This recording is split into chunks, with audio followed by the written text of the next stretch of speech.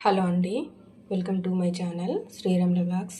ఈరోజు నేను ఎగ్ కారం రైస్ ప్రిపేర్ చేసుకున్నా. చాలా బాగా కుదిరింది, టేస్ట్ చాలా బాగుంది.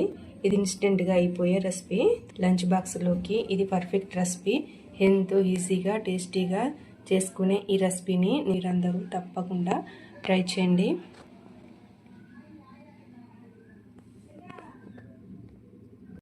ఎగ్ కారం రైస్ ప్రిపరేషన్కు కావాల్సిన ఇంగ్రీడియంట్స్: 4 ఎగ్స్, కారం, ఉడికించి చల్లార్చిన రైస్, కప్ ఆనియన్ ముక్కలు, 1 టమాటా చిన్న ముక్కలుగా కట్ చేసుకొని పక్కన ఉంచుకున్న పచ్చిమిర్చి ముక్కలు, కొత్తిమీర. ఇప్పుడు వీటన్నిటితో మనం ఎగ్ కారం రైస్ ప్రిపేర్ చేసుకుందాం.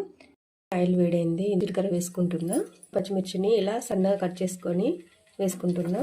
కట్ చేసిన ఆనియన్ను పోపులో వేసుకుంటున్నా.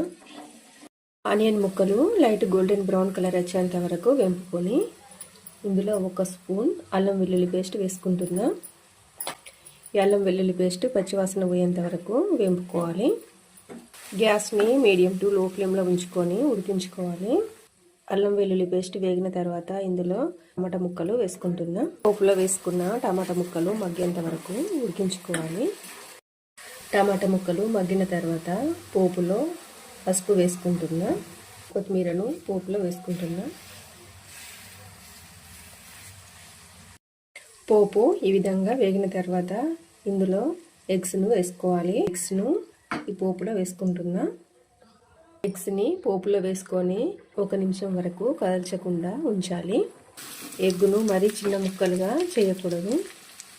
ఇలా ఎగ్గును ఉడికించుకున్న తర్వాత ఎగ్గు కారం రైస్ ప్రిపేర్ చేసుకుంటున్నాం కాబట్టి ఎగ్గులో కారం వేసుకుంటున్నా. 1 స్పూన్ ధనియా పౌడర్ వేసుకుంటున్నా. 1 స్పూన్ గరం మసాలా వేసుకుంటున్నా. ఎగ్గులో వేసుకున్న కారం, ధనియా పౌడర్, గరం మసాలా ఎగ్గుకు పట్టే విధంగా బాగా కలుపుకోవాలి. ఉడికించి చల్లార్చుకున్న ప్లెయిన్ రైస్ని ఎగ్గులో వేసుకోవాలి. ప్లెయిన్ రైస్ని ఎగ్గులో వేసుకొని బాగా కలుపుకోవాలి.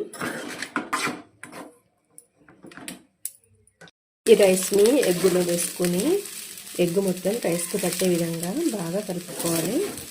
ఫైనల్గా ఇందులో కొంచెం కొత్తిమీర వేసుకొని గ్యాస్ ఆఫ్ చేసుకుంటున్నా. చూడండి, ఎగ్గు కారం రైస్ ప్రిపేర్ అయింది. ఇప్పుడు దీన్ని సర్వ్ చేసుకోవడానికి సర్వింగ్ బౌల్లోకి తీసుకుందాం.